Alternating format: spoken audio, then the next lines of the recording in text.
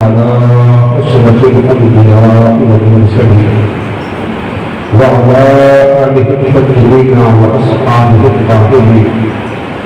أما بعد فأعوذ بالله من الشيطان الرجيم. بسم الله الرحمن الرحيم.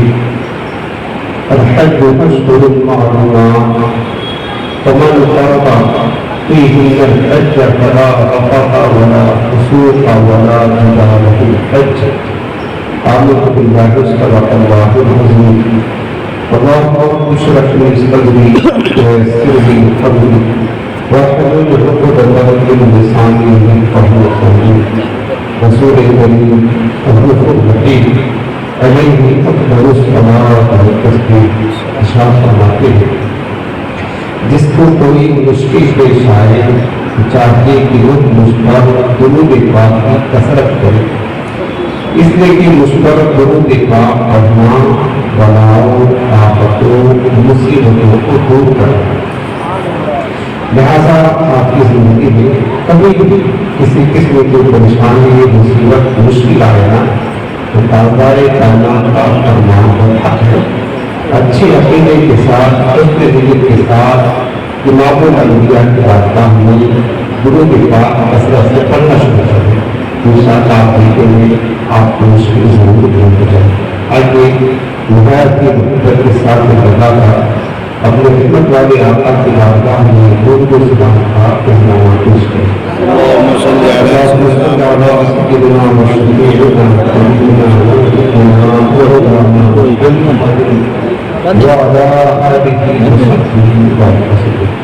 حضرت محترم، آج کی خاص میٹنگ جو سفر حج کا ارادہ رکھتے ہیں ان کے استقبال کے لیے صدا بولیں اور مبارک کو سب سے پہلے آپ کو مبارکباد دیتے ہیں کہ مبارک حاصل اللہ تعالیٰ کے اس روز زندگی پر کروڑوں بندے بستے ہیں، کروڑوں اربوں جو اللہ پر ایمان رکھتے ہیں، لیکن ہم پر اللہ تعالیٰ کا بے پناہ فضل و احسان کرم بدائے کرم ہے کہ اللہ العالمین نے ان اپنے کروڑوں بندوں میں سے آپ کو اپنے گھر کا مہمان بنانے کے لیے انتخاب کرنا ہے، اپنے مقدر پر نازل ہے.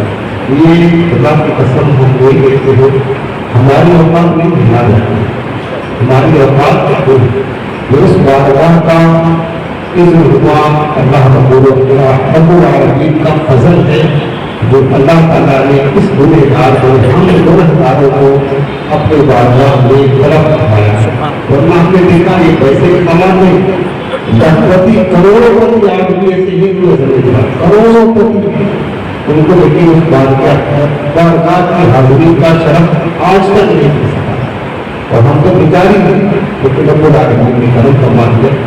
بہرحال اللہ تعالیٰ آپ کے اس مبارک سفر کو باعث خیر برکت بنائے اور قدم قدم پر رب العالمین آپ کی اپنی خاص بارگاہ سے بدل کرے. اللہ تعالیٰ آپ کو مقبول حج کی سعادت نصیب فرمائے. آج ہم آپ کو تھوڑی بڑی نصیحت کے لیے عرض کریں گے کہ مقبول حج کی نشانیاں کیا ہیں. یہ آپ کچھ باتیں سنیں گے کیونکہ ہر انسان چاہتا اتنا پیسہ آپ نے خرچ کیا ہے تو کر کے جائیں گے. ظاہر سی بات ہے سفر حج محنت اور مشقت بڑا سفر ہے. 40 دن تک اپنے گھر والوں سے دور رہیں گے، بچوں سے دور رہیں گے، کاروبار سے دور رہیں گے، پیسہ خرچ کیا، مشقت دے رہے ہیں. اسے بدلا کے لیے کر رہے ہیں آپ کو کتنی آرزو آپ کے دل میں ہے اور کب سے آپ کو اپنے دل میں تمنا رکھی ہوئی کہ کاش ہمیں اس وقت کی حاضری نصیب ہو جائے.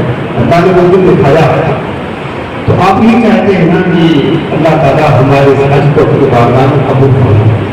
یہ چاہتے ہیں کہ جا رہے ہیں اہل محبت کے قافلے، پھر جا رہے ہیں اہل محبت کے قافلے، پھر یاد آ رہا ہے مدینہ حضور. امام فرماتے ہیں اور حضرت امام سنت کی قصد مراد حاضری اس پاک طریقے ثابت ہوا کہ جملہ فرائض فروض میں قصد الاصول بندگی استاد بنتا ہے اور حج پہ جانے کے لیے جاتے نہیں لیکن فرماتے ہیں اصل مراد حاضری اس پاک طریقے بہرحال کچھ باتیں بطور نصیحت کہ آپ کو عرض کرتا ہوں آپ سنیں. سب سے پہلے یہ آپ حج کے لیے آ رہے ہیں تو بنیادی چیز جو حج کی قبولیت کے لیے لازم بلکہ ہر عمل خیر کے لیے مطلب قبولیت کی چابی وہ کیا کہتے ہیں وہ اخلاص اللہ کی رضا. آپ حج کے لیے آ رہے ہیں صرف اور صرف مقصد یہ ہو اسی اپنے رب کریم کو راضی کرنے کے لیے جا رہا ہے, اپنے رب کے حکم کو بجا لانے کے لیے جا رہا ہوں, اپنے محبوب کریم کی سنت کی ادائیگی کے لیے جا رہا ہوں. یہ نہ کوئی دکھاوا, نہ کوئی شہرت, نہ کوئی نامو, یہ نہ مقصد ہو. یہ حاجی کہیں گے اگر یہ مقصد ہے تو پھر سمجھ لے کہ سارا سفر بیکار ہے. ہاں لوگ تو حاجی کہے نہ کہیں کوئی غرض نہیں, کوئی مطلب نہیں. رب العالمین کی بارگاہ میں جا رہے ہیں تو بنیادی چیز جو حج کی قبولیت کی ہے نا وہ اخلاص. اخلاص مانے خالصۃ لوجہ اللہ, صرف اور صرف یہ نیت کر کے جائیں اللہ کی رضا کی خاطر اللہ کے گھر کا حج کریں. بنیادی چیز ہے. دوسری چیز یہ ہے حج کی قبولیت چاہتے ہیں اللہ رب العالمین کی ذات اقدس پر یقین کامل. جیسا کہ حدیثوں میں ہے نا جب عرفات کے میدان سے آپ حاجی ہو کے وہاں سے اس کے عطا رضا کر لیں گے تو حاجی گناہوں سے ایسا پاک و صاف ہو جاتا ہے کہ حج کرنے کے بعد گویا کہ آج اپنی ماں کے پیٹ سے پیدا ہوا ہے کوئی گناہ نہیں نام آ رہا ہے, اللہ سب معاف کروا دیتا ہے, یہ سب معاف کر دیتا ہے. جب آپ حج کریں صحیح طریقے سے اخلاص کے ساتھ تو حج کے بعد یہ اللہ کی ذات پر یقین کامل رکھتے اللہ رب العالمین نے ہمیں بالکل گناہوں سے پاک کر دیا اور اللہ کی بارگاہ میں یہ یقین رکھتے اللہ نے ہمارے حج کو قبول فرمایا. یقین کامل رکھیں ضرور, یہ بھی حج کی قبولیت کی نشانی, یقین کامل رکھیں. سمجھ رہے ہیں. اب اس پر ایک بات بیان کرتا ہوں دوستوں نے آپ بیان سے ہمارے بزرگوں نے کس طرح حج کیا ہے اس سے ہمیں کیا رہنمائی کی جائے. ہمارے اسلام کا انداز حج کیا تھا پتہ ہے, حضرت مالک بن دینار رحمۃ اللہ علیہ وہ حضرت مالک بن دینار رحمۃ اللہ علیہ فرماتے ہیں کہ اللہ رب العالمین نے مجھے 14 مرتبہ حج بیت اللہ شریف کا شرف دیا. اور ہمارے اسلام ان کی محبت کرتے ہیں, ہم تو افسوس کرتے ہیں اور ہمیں تعجب ہوتا ہے لوگوں کے پاس اتنا مال ہے, اتنی دولت ہے, مکان لینے کے لیے پیسے, دکان لینے کے لیے پیسے, گاڑی لینے کے لیے پیسے, یہاں انویسٹ کرنے کے لیے پیسے, ہر جگہ پیسے بھرے پڑے, لیکن نہ کرنے کا دل کیسا ہے. مسلمان ہو کر بھی اس کعبہ معظمہ کو دیکھنے کا دل نہیں چاہتا. تاجدار کائنات کے روزے نور کا دیدار کی تڑپتے نہیں ہے. کیا ہمارے اسلاف نے اپنی زندگی کتابی حج کرنے میں 55 حج کیے ہیں. امام علی مقام اجنتا ہوتا ہے. یعنی اس دور کا سفر آپ دیکھیں آپ کو کتنا آسانیاں ہیں. اس دور کا کتنا پیدل سفر, اونٹ پر, گاڑیوں پر یہ سفر ہوتا تھا, مشکل ترین سفر 5-6 مہینے لگ جاتے تھے, لیکن پھر بھی کثرت کے ساتھ حج بیت اللہ شریف کیا کرتے تھے. حضرت مالک بن دینار کا کہا ہے فرماتے ہیں مجھے 14 مرتبہ حج کی سعادت بخشی اور 14 مرتبہ میں حج پر گیا. جب کعبہ معظمہ پر پہنچا سفر لے کر ایک درویش فقیر دروازے کعبہ کو پکڑ کر کھڑا. ہر بار جب میں جاتا تب اس کو دیکھتا کہ دروازے کعبہ مشرفہ کو پکڑ کر کھڑا, اور جب وہ لبیک کہتا لبیک اللہم لبیک, اس کا معنی کیا ہے؟ اس کا معنی یہ ہوتا ہے لبیک اے اللہ ہم تیری بارگاہ میں حاضر ہیں. سمجھ رہے ہیں لبیک کا معنی کیونکہ آپ کلام مانیں گے یہی آپ کا وظیفہ ہوگا, تو دل میں یہ معنی رکھ کر کے آپ زبان سے ادا کریں لبیک اے مولا ہم تیری بارگاہ میں حاضر ہیں. اور امام مالک فرماتے ہیں کہ وہ درویش تھا ہر بار کہتا ہے لبیک, تو ادھر سے جواب آتا رب کی بارگاہ سے لا لبیک اے درویش تیری حاضری قبول ہے. اللہ وہ کہتا لبیک, جواب کیا تھا لا لبیک تیری حاضری لانا نہیں, لا لبیک تو غیر حاضری. حالانکہ وہ دروازے کعبہ کو پکڑ کر رو رہا ہے لبیک کہتا ہے. حضرت مالک بن دینار کہتے ہیں 14 مرتبہ ہم نے دیکھا, 14 برس جب 24 برس हमसे ना आ गया, ये उसके करीब गया और उसको कहने लगा, बंदे खुदा का तू बहरा है, सुनता नहीं? जब तू लब्बैक कहता है तो जवाब आता है ला लब्बैक, सुनता नहीं? वो कहने लगा, मालिक सब कुछ सुनता था, फिर तू क्यों इतनी मशक्कत उठाता है? जब तुझे पता है लब्बैक कहता है, जवाब आता है ना नहीं, फिर हर बार आ जाता है, हर बार आ जाता है, क्यों तकलीफ उठाता है? तो कहने लगा, ऐ मालिक दिलदार, ये तो 14 बरस है, अगर अल्लाह ताला हमारी जिंदगी 14,000 बरस कर दे, 14,000 बार, हर बार हज की शहादत दे, तो सारे दिन में अगर हम हजारों बार लब्बैक कहें तो जवाब ना लब्बैक आए, तब भी इस दर को छोड़कर नहीं जाएगा। पकड़ लिया, इस दर को छोड़कर कहने लगा, अगर मेरा मालिक हजारों हजार ना नहीं तो मैं इसको छोड़कर, इस दरवाजे को छोड़कर नहीं जाऊंगा। तो कहने लगा, मालिक ये बता इस दर की अलावा कोई है मौला, तो मुझे कोई दूसरा खुदा बता दे, वहां चला जा।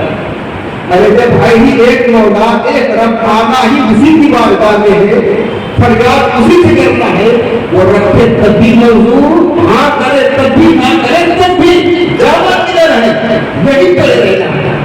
इमाम मालिक फरमाते हैं, अभी हमारी उसकी यही इस्तिकामत देखते, अल्लाह की मोहब्बत देखते, यकीन कामिल देखते, भले से बोला बंदा कहता है, लेकिन बंदा भी ऐसा होना चाहिए, उसके दर पर जो है ना आसन जमाए बैठा है, मौला नहीं जाना, कहाँ जाएगी? कौन है दूसरा खुदा, कौन है मालिक? रहना इसी की दर पर है ना। तो इमाम मालिक फरमाते हैं, अभी हमारी जो गुफ्तगू चल रही है, कितने में आसमान से ऊपर से पर्चा गिरा उसके सीने पर, एक पर्चा बैठ से आया, उसके सीने पर गिरा, उसने मेरी तरफ बढ़ाया, मैंने उसको खोल कर पढ़ा, क्या लिखा था? इमाम मालिक फरमाते उस पर्चे में लिखा है, मालिक तू मेरे और मेरे बंदे को के दरमियान जुदाई डालना चाहता है, मेरे बंदे को मुझसे जुड़ा देना है। और सुनने 14 बरस हो गए, जिस हाजी के हज को मैंने कबूल किया है, इसी की लब्बैक की बरकत तो फिर मौला खुदा क्यों कह देता है? जवाब आया, मालिक अगर मैं उसको पहले साल कह देता कि हाँ तेरी हाजिरी कबूल है, फिर अगले साल ना आता मैं कि बार बार आए तो ये लब्बैक है, और इसकी लब्बैक की बरकत से जितने हाजी आए, मेरे बंदे आए, मेरे दर से खाली न जाए, उनका भी हज कबूल हो जाया करे। इसलिए मैंने कहा ला लब्बैक। इससे क्या सीखने को मिला कि बंदा आजिज़ी करे, अल्लाह की बारगाह में यकीन कामिल रखे, जा रहे हैं वो दर वो है जहां से कोई महरूम नहीं आता है। ये तो अल्लाह का करम है कि रब ने आपको मुंतखब किया है। आप ऐसे लोगों को जानते होंगे, आपके दोस्तों में, रिश्तेदारों में, अहबाब में, पड़ोसियों में, मोहल्ला में, शहरों में, जिनके पास लाखों रुपए हैं, वो चाहे हर साल हज कर सकते हैं, लेकिन वो नहीं जानते। और अल्लाह ने आपको मुंतखब किया है, हालांकि आपकी कैपेसिटी नहीं है, जितनी दूसरे लोग होती है, तो बहकीकत फैसले उस रब की बारगाह से होते हैं, हमारी कोई औकात नहीं है। तो दूसरी चीज मैंने क्या बताया कि हज के लिए आप जा रहे हैं, अल्लाह की जात पर यकीन कामिल रखे, जो मुसीबत आए, तकलीफ आए, ये समझ ले कि बड़े मौला पर जा रहे हैं, तकलीफ आए तो खुशी के साथ बर्दाश्त करें उसको, रंज के साथ नहीं, शिकवा के साथ नहीं, खुशी के साथ उस तकलीफ और मुसीबत को बर्दाश्त करे। महबूब के दयार के कांटे भी फूल से ज्यादा खुशबूदार हुआ करते हैं यार। महबूब के दर के जो कांटे होते ना, कांटे वो फूल से ज्यादा खुशबूदार होते हैं। तो खुशी के साथ बर्दाश्त करे। मग़फ़िरत का हो तुझसे सवाली, मग़फ़िरत का हूँ तुझसे सवाली, फेरना अपने दर से न खाली, मुझ गुनहगार की इल्तिजा है या खुदा तुझसे मेरी दुआ। उसके बाद दूसरी चीज ये है कि अल्हम्दुलिल्लाह अपने हज के अरकान तो सीखे होंगे, तरबियत की जगह पर हुए कि हज की कबूलियत के लिए जरूरी है। और जैसा कि हदीस पाक में खुद मेरे आका करीम ने फरमाया है कि कंज़ुल ईमान की रिवायत है, میرے آقا نے کیا فرمایا کہ حج کے مسائل کو سیکھو، اس لیے کہ یہ حج تمہارے دین کا حصہ ہے۔ آپ نے سیکھا ہوگا جب آپ حج کے ارکان، مسائل، احکام کو سیکھیں گے تو صحیح طریقے سے ادا کریں گے۔ اور یاد رکھنا جو ہم حج کریں گے اگر اللہ اس کے رسول کے بتائے ہوئے طریقے کے مطابق کریں گے تو یہ ہمارا حج ہوگا۔ اگر ہم اپنے منمانی کریں گے یاد رکھنا پھر حج نہیں ہوگا۔ حج نام ہی ہے اللہ والوں کی، اللہ کے محبوبوں کی اداؤں کو ادا کرنا، بس حج کہتے ہی اللہ والوں کی اداؤں کو ادا کرنا۔ اب آپ کو پتا چلا کہ جمرات میں چھوٹی چھوٹی چن کر یہ مارنا، جس طرح کھجور کی گٹلی ہوتی ہے، اب آپ اتنے بڑے بڑے اونٹ اٹھا کر کے لیے مارنا شروع کر دیں تو یہ درست نہیں ہے۔ حالانکہ مار رہے ہیں آپ پھر بھی کنکر نہیں مار رہے ہیں، لیکن بڑے بڑے پتھر مارنا شروع کر دیں تو طریقہ درست ہوگا نہیں۔ کیوں؟ کیونکہ محبوب کی ادا کے خلاف۔ بتایا کہ جب آپ احکام حج سیکھے ہوں گے اور پھر اس کی رعایت کریں گے، اس کے مطابق عمل کریں گے اور اسی شریعت کے مطابق آپ حج کریں گے، یہ مقبول حج کی نشانی ہے۔ اور جانتے ہیں حج مقبول کی فضیلت میں میرے آقا نے کیا فرمایا ہے؟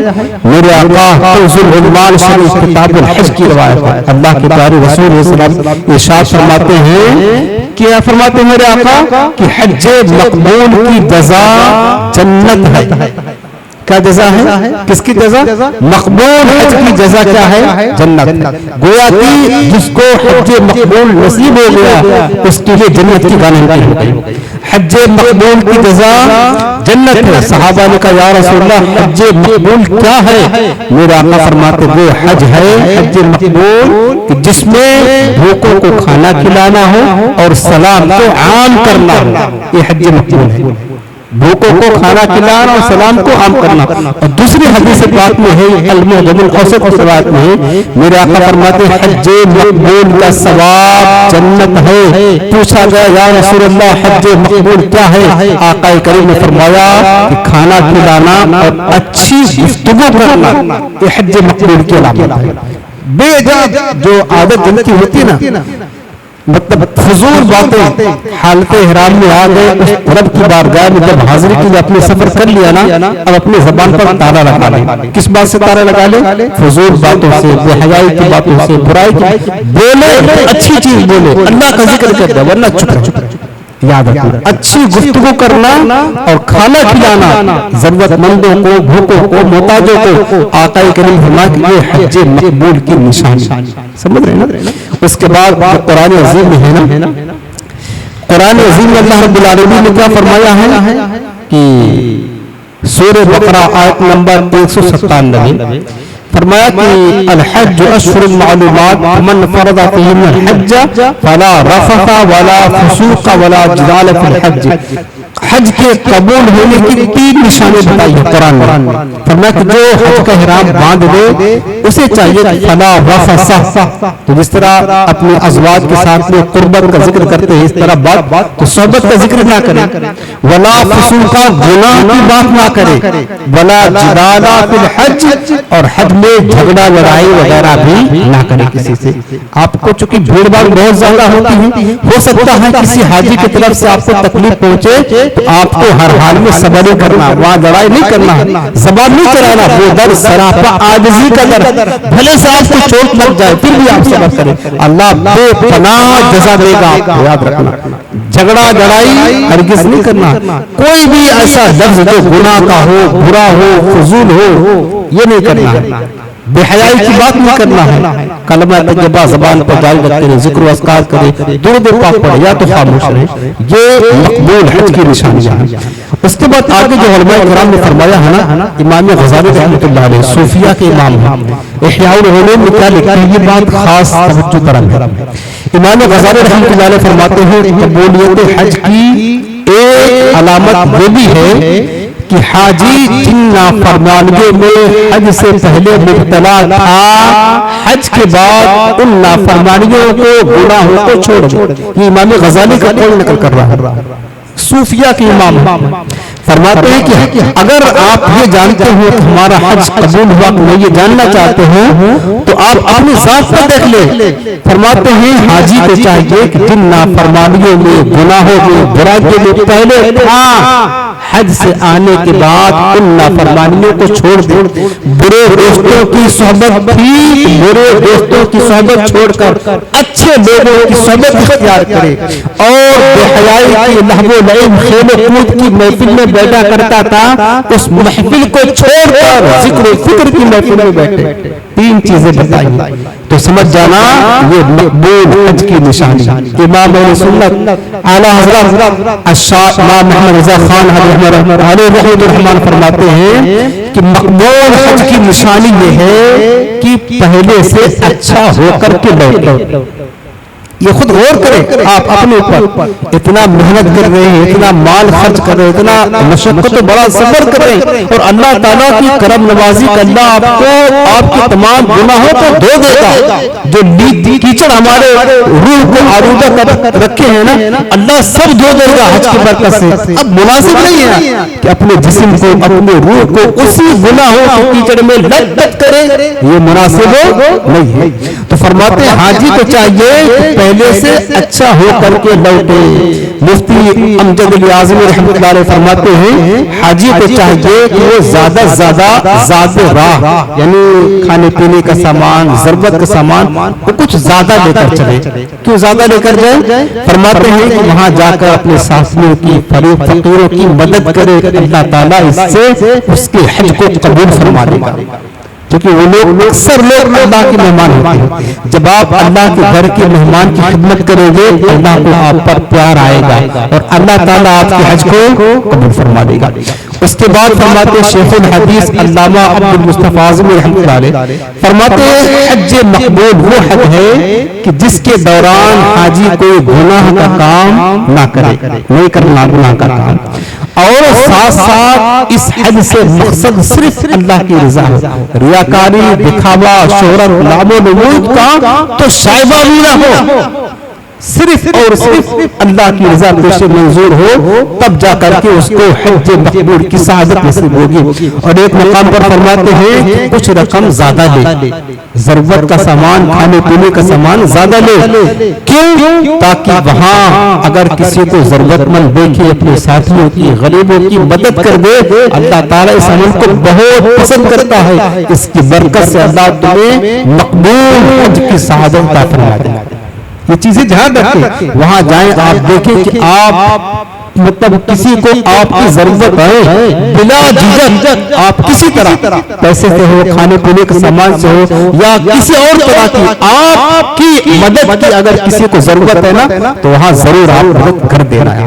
اس کو ہمارے علماء نے فرمایا کہ اللہ اس کی برکت سے تمہیں مقبول حج کا مطلب فیض عطا فرمائے گا، شرف عطا فرمائے گا۔ یہ بہت بڑا کام ہے جو میں آپ کو عرض کر رہا ہوں۔ اس کے بعد فرماتے ہیں کہ ایک اور بات خاص طور پر فرماتے علماء کرام کہ جو زاد راہ لے کر جائے حج کرے تو صرف اور صرف خالص حلال اور پاکیزہ مال سے حج کرے، حرام کا شعبہ تک نہ ہو، خالص حلال پاکیزہ مال۔ اگر تمہارے مال میں کچھ شبہ ہے کہ ہو سکتا ہے اس میں کوئی غلط پیسہ آ گیا ہو، علماء فرماتے ہیں پھر آپ قرض لے کر کے آپ حلال مال سے جائیں اور اپنے اسی مال کو بطور جس سے قرض لیا ہے اس کو ادا کر دیں۔ لیکن حج کے لیے جو آپ رقم خرچ کریں، صرف کریں، سوائے حلال اور پاکیزہ کو کوئی اور رقم اس میں شامل نہ کریں، یہ حج مقبول کی نشانی ہے۔ اگر حرام مال سے حج کیا، علماء فرماتے ہیں بلکہ حدیث پاک میں ہے، میرا آقا فرماتے جب بندہ لبیک کہتا ہے تو فرشتہ کہتا ہے لا لبیک، مردود تیری حاضری قبول نہیں، تیرا مال حرام، تیرا کھانا حرام، تیرا پینا حرام، تیری حاضری قبول نہیں ہے اور تیرا حج مردود کر دیا جائے گا۔ حلال کی بڑی اہمیت ہے، اس بات کو بھی جاننے کی ضرورت ہے۔ اس کے بعد ایک اور مقام پر علماء فرماتے ہیں مقبول حج کی نشانی یہ ہے کہ جو نمازیں وغیرہ ہے نا وہ نمازیں ادا کرے۔ حج ایک فرض ہے، ضرور فرض ہے، لیکن اس سے بڑا اور افضل فرض نماز ہے، تو نمازوں کی بھی پابندی کرے۔ ایسا نہ کہ وہاں جا کر کے بلکہ پورے سفر میں کسی بھی طریقے سے نماز قضا نہ کرے، ہر حال میں ایسا نہ ہو ایک فرض کی ادائیگی کے لیے ہم جا رہے، نماز اس سے بڑا فرض ہے، حج سے افضل ترین عبادت نماز کی پیارے، یہ چھوڑ کر کے نہ جائے ورنہ پھر حج کی قبولیت کی امید پھر نہ رکھیں گے۔ اس کے بعد حضرت امام حسن بصری رحمۃ اللہ تعالی علیہ فرماتے ہیں کہ حج مقبول وہ ہے کہ جس کے بعد حاجی لوٹ کر آئے نا تو دنیا سے بے رغبت ہو جائے، یعنی دنیا کی محبت دل سے نکال کر اپنی محبت صرف اپنے مولا کے ساتھ لگا لے اور آخرت کی طرف رغبت رکھے۔ دنیا میں رہے ضرور، حلال کھائے کمائے، بیوی بچوں کو دیکھے، لیکن اس دل میں صرف مولا کی محبت، یہ مقبول حج کی نشانی ہے۔ اگر یہ ساری علامتیں اگر کیا کہتے ہیں آپ کے دل میں پائی جا رہی ہیں آپ کے اندر، تو سمجھ جانا اللہ تعالیٰ نے ہمارے حج قبول فرما لیا۔ اور مقصد یہ ہے نا، آپ حج کرنے جا رہے ہیں تو آپ حج سے لوٹے تو پتہ لگے کہ آپ حاجی ہیں، بتانے کے لیے نہیں، آپ کو خود احساس ہو اللہ نے اتنا بڑا شرف عطا فرمایا، کتنا دور اپنے بارگاہ میں بلایا ہے اور ہمارے سارے گناہوں کو معاف کر دیا ہے، اور پھر ہم واپس آ کر اسی میں لپٹے رہے گناہوں میں، تو کیا فائدہ ہوا؟ ایسا نہ کریں۔ پھر میں آپ کو نصیحت کرتا ہوں میرے عزیزو، آخر کار آپ کو صرف شریعت و سنت کی پابندی ہی کام آنے والی ہے۔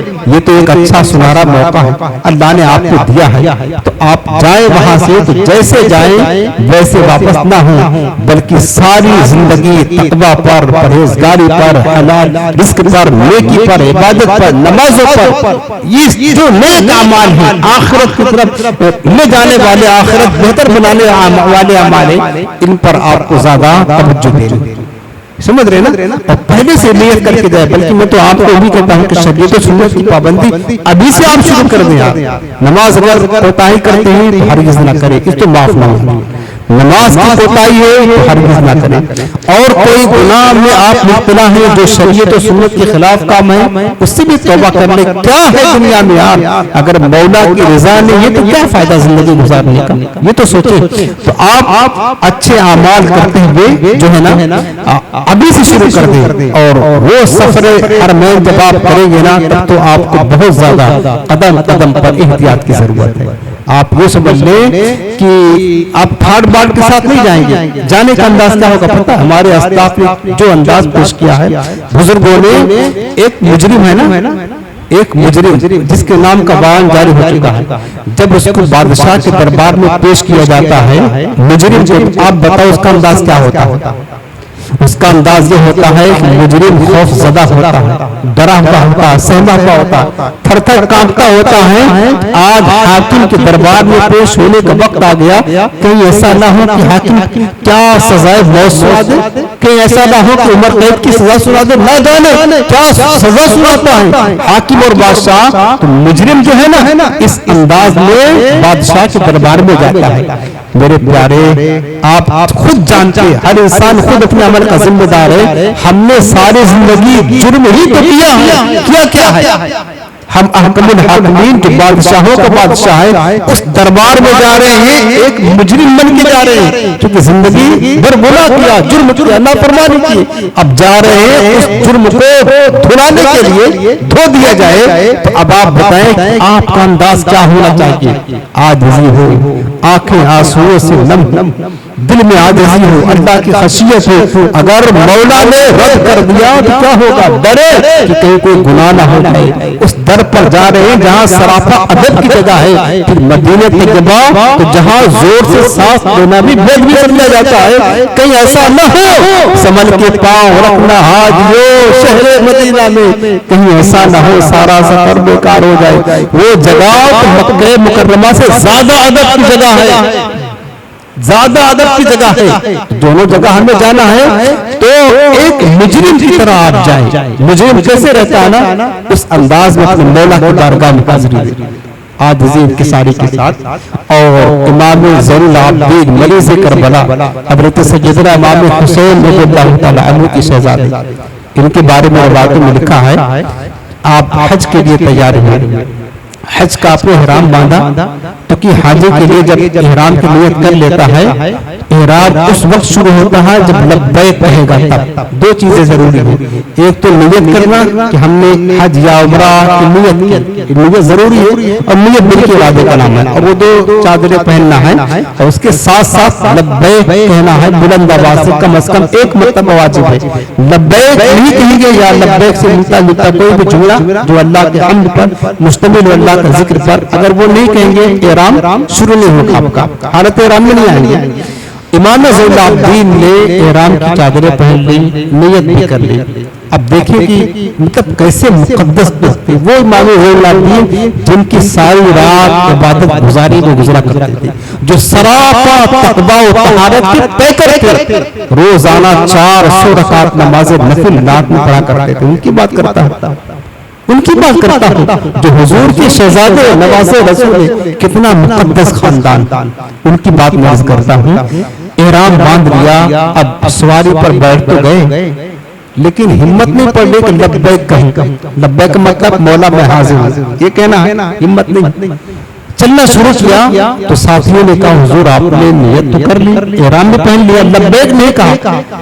تو کہا کہ لبیک کیسے کہیں، ڈر لگتی ہے، نہیں کہوں لبیک اللہم لبیک، مولا تو بے نیاز ہے، وہ کہتے لا لبیک، تو پھر میں کیا کروں گا؟ ادھر سے جواب آتے لا زین العابدین تیری حاضری قبول نہیں تو کیا کروں گا؟ لوگوں نے کہا حضور لبیک کہنا تو ضروری ہے، حکم شرع، اگر آپ یہ نہیں کہیں گے تو پھر آپ کا حج ہی شروع نہ ہوگا، احرام بھی شروع نہ ہوگا۔ آپ نے فرمایا مجھے پتا ہے، اب چونکہ یہ حکم شریعت ہے، آپ نے پھر جب لبیک کہا نا، لبیک اللہم لبیک، جیسے ہی لبیک کہا اللہ کی خشیت کا غلبہ اتنا دل پر قائم ہوا، فوراً غش کھا کر کے زمین پر گرے، بے ہوش۔ یہ عاجزی سراپا، یعنی کیسے مقدس دوست یار، یعنی ہماری عقلیں حیران ہو جاتی ہے اللہ تعالیٰ کی بارگاہ سے اتنی خشیت، اتنی محبت، اتنی عاجزی۔ کاش اگر ان کی عاجزی، انکساری، خوف خدا، خشیت ربانی کا ایک ذرہ مل جائے نا، ہماری آخرت درست ہو جائے گی اور دنیا بھی سنور جائے گی۔ یہ اس لیے بیان کر رہے ہیں تاکہ کچھ نہ کچھ ان کی بارگاہ سے ہمیں بھی اللہ کی خشیت کا فیض مل جائے۔ سمجھ رہے نا؟ پھر آپ کو پتا ہے ایئرپورٹ وغیرہ پر بہت زیادہ برائی، بے حیائی کا ماحول ہوتا ہے، بے پردہ عورتیں بلا ضرورت آتی ہیں، پھر ایئرپورٹ پر بھی بے پردہ عورتیں، ان سب چیزوں سے آپ کی حفاظت کریں۔ بس یوں آپ ذہن میں رکھیں کہ جو کچھ ہم کریں گے، جو بولیں گے، میرا مولا دیکھ رہا ہے اور اسی رب کی بارگاہ میں خاص جا رہے ہیں، اسی رب کی بارگاہ میں جا رہے ہیں۔ امام زین العابدین پھر ہوش آیا، پھر سواری پر چڑھے، پھر لبیک کہا، پھر بے ہوش ہو گئے، حتیٰ کہ کعبہ معظمہ کو جب پہنچے اور کعبہ مشرفہ نظروں کے سامنے آیا، اس کو دیکھ کر غش کھا کر کے بے ہوش ہو گئے اللہ کی خشیت میں۔ تو یہ انداز ہمارا عاجزی کا، اللہ کی خشیت کا، یہ ضرور، یہ خشیت الہی، تقویٰ، پرہیزگاری، یہی آپ کا سرمایہ۔ فَإِنَّ خَيْرَ الزَّادِ التَّقْوَىٰ، قرآن نے فرمایا کہ توشہ تو لے کر جاؤ، ان توشہ کہتے ہیں ضرورت کے سامان، سفر کے اخراجات لے کر جاؤ، لیکن بہترین توشہ وہ کیا ہے؟ وہ تمہارا تقویٰ، پرہیزگاری ہے، اللہ کی خشیت ہے، یہ سب سے بہترین توشہ ہے۔ صرف کھانے پینے کی چیز نہیں، توشہ آخرت جو ہے تقویٰ، پرہیزگاری، اللہ کا ذکر، حضور کی بارگاہ میں درود پاک پڑھنا۔ تو اس انداز میں اللہ کی خشیت دل میں بٹھا کر کے پھر آپ حج بیت اللہ شریف کا قصد کریں گے۔ اس کے بعد آخر میں حدیث پاک سنا کر بات ختم کرتا ہوں۔ یہ حدیث پاک ابن ماجہ شریف حضرت عبداللہ بن مسعود رضی اللہ تعالیٰ عنہ سے روایت ہے، مبارک بات۔ میرے آقا کریم فرماتے ہیں تابعوا بین الحج والعمرۃ فانہما ینفیان الفقر۔ حضور فرماتے ہیں کہ حج و عمرہ کیا کرو، بار بار کیا کرو، حج و عمرہ تابعو، بار بار کیا کرو، اس لیے کہ حج و عمرہ دو چیزیں ایسی ہیں اللہ تعالیٰ ان کی برکت سے تمہارے فقر فاقہ، تنگ دستی کو دور فرما دے گا۔ کما ینفی الکیر خبث الحدید والذہب والفضہ، جیسے آپ دیکھتے ہو کہ آپ بھٹی میں لوہا ڈالتے ہو، سونا چاندی ڈالتے ہو، تو لوہا تو بھٹی سونے چاندی کے اور لوہے کی میل کو دور کر کے اس کو اجلا کر دیتی ہے، ایسے ہی حج عمرہ تمہارے فقر و فاقہ، تنگ دستی، غربت کو دور کر دیتی ہے۔ پھر آقا کریم فرماتے وَلَيْسَ لِلْحَجِّ الْمَبْرُورِ ثَوَابٌ إِلَّا الْجَنَّةُ، آقا فرماتے کہ حج مقبول کا ثواب صرف اور صرف جنت ہے۔ اگر اللہ نے آپ کو قبول حج کی سعادت سے نواز دیا، آپ سمجھ لینا کہ جنت گویا کہ آپ پر واجب ہو گئی۔ اتنا بڑا انعام ملنا، اور کیا چاہیے؟ اور کیا چاہیے؟ تو سوچے یہ کیا کم ہے؟ تو لہٰذا میرے عزیزوں کوشش یہ کرے نا کہ اللہ تعالیٰ ہمیں مقبول حج کی سعادت عطا فرمائے. اور یہ چند نشانیاں جو ہم نے بتائی آپ کو حج مقبول کی، اس کو اپنے ذہن میں رکھنا. اور آپ جا رہے ہیں جائیں، شریعت و سنت کی پابندی ابھی سے آپ شروع کریں. اگر نمازوں میں سستی ہے، خاص کر فجر کی نمازوں میں، میرے پیارے حاجیوں ایسا نہ کرے. خدا را نماز کا جو مقام حج سے بہت زیادہ بلند ہے، یاد رکھنا بہت بلند ہے. نماز افضل عبادت ہے، اس کو نہ چھوڑے.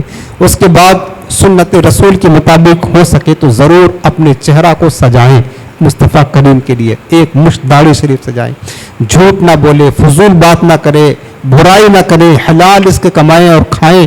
اور یہ جو یعنی کل ملا کر بات کہنا یہ نا اپنی زندگی کو چینج کر دیں، اپنے اندر انقلاب پیدا کر دیں. اور حج کرنے کے بعد تو آپ کو بالکل یکسر بدل جانا ہے. لوگ دیکھ کر کہیں یار ہاں یہ بندہ حاجی ہے. آج تو پتہ ہی نہیں چلتا، لوگ حج کر کے آتے لگتا ہے تفریح کر کے آتے ہیں. جو یعنی آپ یوں سمجھ لیں کہ ہم نے دیکھا ہے کہ جہاں پہلے کھڑے تھے نا حج سے پہلے، وہیں آ کر کے پھر کھڑے ہو جاتے ہیں. کچھ بھی چینجنگ نہیں آتی یار، کچھ بھی چینجنگ نہیں. اور ایک نہیں سینکڑوں حاجی ہیں، بے شمار ایسے حاجی ہیں حج کرنے جاتے ہیں. بلکہ کئی لوگ تو ایسے ہیں نا جو بار بار جاتے ہیں، لیکن جہاں کھڑے ہوتے ہیں نا وہیں آ کر پھر دوبارہ کھڑے ہو جاتے ہیں، کچھ آگے پیچھے نہیں ہٹتے. ایسا نہ کریں. حج کرنے جا رہے ہیں آپ ابھی سے نیت کر کے جائیں، سنت رسول کی پابندی کریں، شریعت کی پابندی کریں. اور وہاں سے آنے کے بعد آخرت کی فکر زیادہ کریں، دنیا کی فکر کم کریں اور اپنی آخرت کو سنواریں.